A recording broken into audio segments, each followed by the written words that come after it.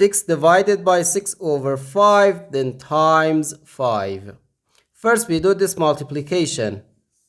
6 over 5, then times 5. We can easily cancel this 5 and this 5. So here we have just 6. And 6 divided by 6 gives us 1.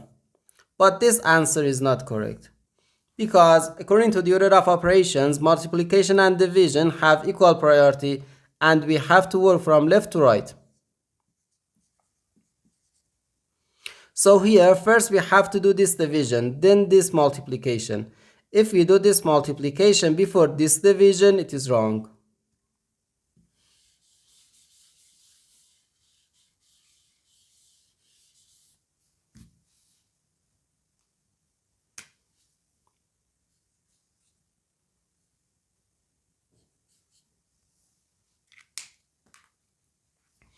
So first we have to do this division. 6 divided by 6 over 5. According to the KCF rule, K stands for keep, C stands for change, and F stands for flip.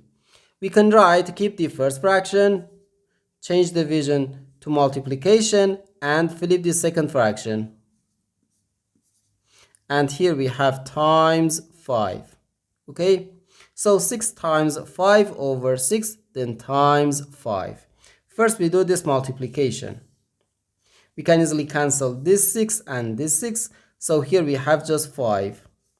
And the 5 times 5 gives us 25. And this is our final answer to this problem. The correct answer is 25.